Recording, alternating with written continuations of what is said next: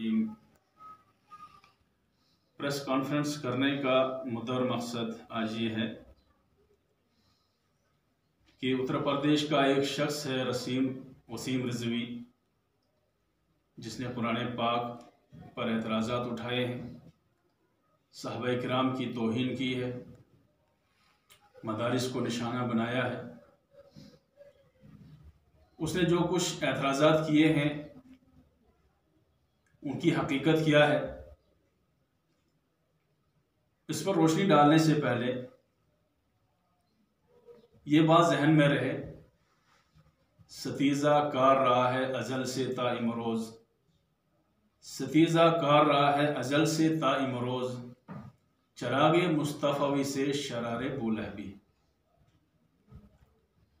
हक़ व बातिल की कशमकश रोज़े अव्वल से ही रही है और ये ता क़यामत रहेगी।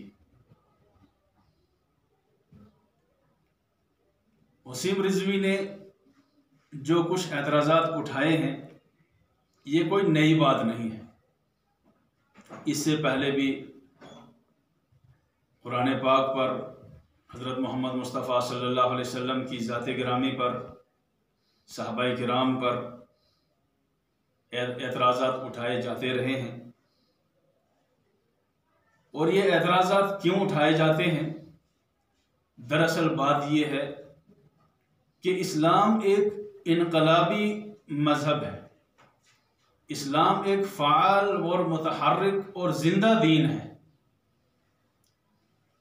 कुरान के अंदर जो तासीर अल्लाह रब्बुल आलमीन ने रखी है, इस्लाम के अंदर जो तासीर अल्लाह रब्बुल आलमीन ने रखी है, हर दौर में हज़ार मुखालफतों के बावजूद, हज़ार एतराज़ात के बावजूद इस्लाम की हक़ानियत, इस्लाम की सच्चाई, इस्लाम की अखलाक़ी तालीम, अमानतदारी, हमदर्दी, खिदमत खल्क़, इस्लाम के जो उम्दा औसाफ हैं उन औसाफ से मुतासिर होकर हर दौर में बड़ी तादाद इस्लाम में दाखिल हुई है और रोज़ ब रोज़ इस्लाम की यह तासीर बढ़ती जा रही है और सैकड़ों और हज़ारों की तादाद में लोग इस्लामी तालीमात से मुतासिर होकर हल्का बगोशी इस्लाम हो रहे हैं।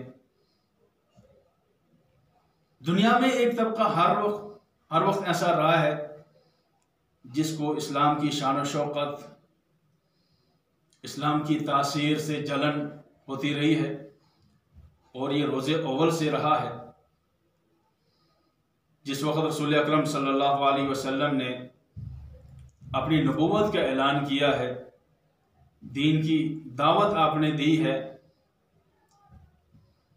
तो दुश्मनाने इस्लाम की तरफ से तरह तरह के एतराज़ात उठाए जाते रहे। कभी आप सल्लल्लाहु अलैहि वसल्लम को जादूगर कहा गया, कभी कुरान को जादू कहा गया, कभी झूठा और कज़्ज़ाब कहा गया। ये सारे एतराज़ात इसलिए हुआ करते थे ताकि वो लोग जो इस्लाम की क़ुव्वत से, इस्लाम की शान व शौकत से मुतासिर हैं, वो इस्लाम कबूल ना करें बल्कि इस्लाम से दूर रहें। तो खुद जनाब रसूलुल्लाह सल्लल्लाहु अलैहि वसल्लम के दौर में भी जब कुरान नाजिल हो रहा था, दुश्मनान इस्लाम की तरफ से एतराज़ात उठाए जाते रहे। कुरान पाक खुद इस बात की वजाहत कर रहा है, वइज़ा तुतला अलैहिम आयातुना बय्यिनातिन क़ाल लल्लज़ीना ला यरजूना लिक़ाअना अति बिक़ुरानिन ग़ैरि हाज़ा औ बद्दिलहु। और मुशरिकीन रसूल अकरम सल्लल्लाहु अलैहि वसल्लम से मुतालबा करते थे कि आप इस कुरान के अलावा कोई और कुरान लेकर आइए या इसमें कोई तब्दीली आप कर लीजिए। लेकिन ये कुरान किसी इंसान का बनाया हुआ, लिखा हुआ नहीं है, यह अल्लाह रब्बुल आलमीन का नाजिल करदा है। इस कुरान में ज़र्रे बराबर भी कोई कमी और ज़्यादती नहीं कर सकता है।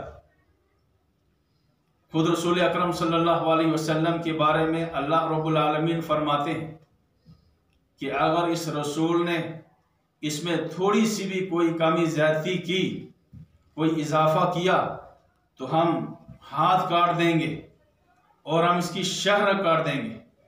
जब रसूल पाक सल्लल्लाहु अलैहि वसल्लम को कुरान पाक के अंदर ज़रा बराबर भी तब्दीली करने की इजाज़त नहीं थी, वो सहाबाए किराम कैसे इसमें तब्दीली कर सकते थे।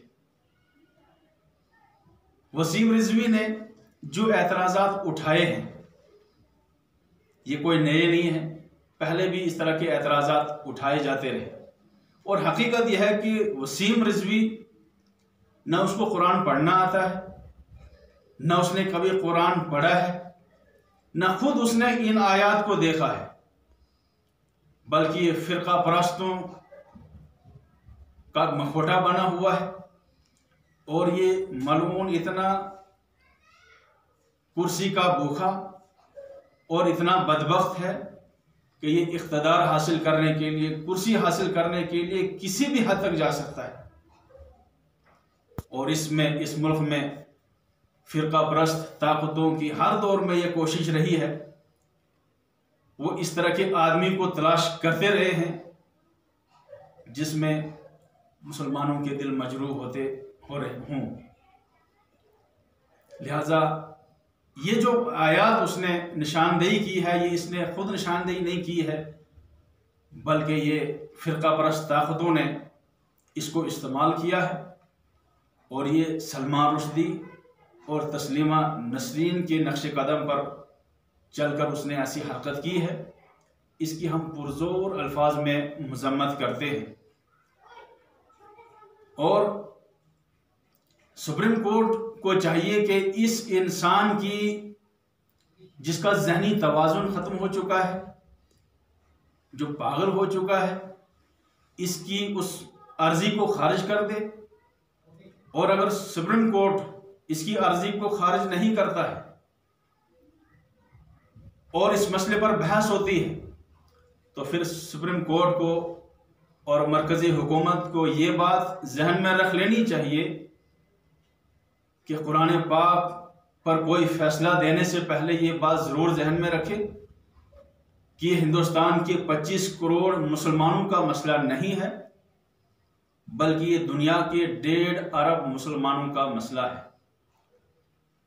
लिहाजा इस मुल्क के अमन के लिए सबसे बड़ा ख़तरा इस तरह के लोग हैं जो कभी मदारिस को निशाना बनाते हैं, कभी अंबिया अलैहिमुस्सलातु वस्सलाम की मुक़द्दस ज़ात को निशाना बनाते हैं और कभी कुरान पाक को निशाना बनाते हैं। रही ये बात कि इसने जो एतराज़ात उठाए हैं उनकी हकीकत क्या है।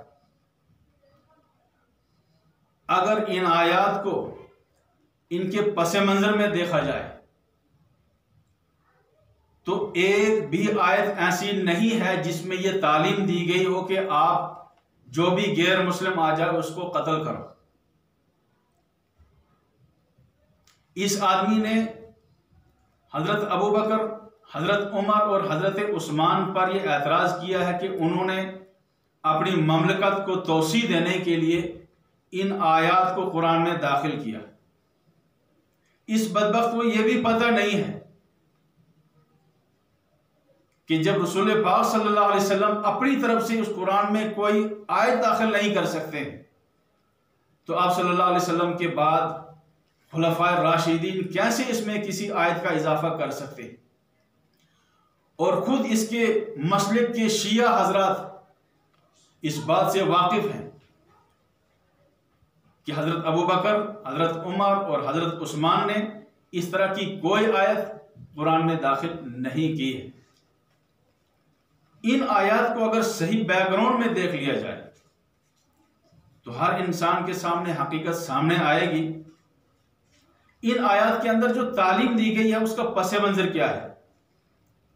उस पस मंजर को समझने से पहले ये बात जहन में रखें कि इंसानों के मिजाज मुख्तलिफ होते हैं। कुछ लोग ऐसे होते हैं जो शरीफ होते हैं, जो अमन पसंद होते हैं, जो इंसाफ पसंद होते हैं, जो हर मज़हब और हर कौम की इज्जत करते हैं, हर मज़हब की इज्जत करते हैं, मुआशरे में और सोसाइटी में इज्जत और वक़ार के साथ, अमन के साथ, खुशहाली के साथ रहना चाहते हैं। लेकिन कुछ लोग ऐसे होते हैं जिनकी फितरत सांपों की तरह होती है, जिनकी फितरत बिच्छू की तरह होती है, जिनको माशरे का अमन व अमान, माशरे की तरक्की, माशरे की खुशहाली उनको पसंद नहीं होती है। वो हर वक्त सोसाइटी के लोगों को आपस में लड़ते हुए, पिसते हुए देखना चाहता है। वो सोसाइटी के अमन व अमान को खराब कर देना चाहता है और इसी में खुश होता है। और ऐसे लोग एंटी सोशल एलिमेंट्स जो होते हैं,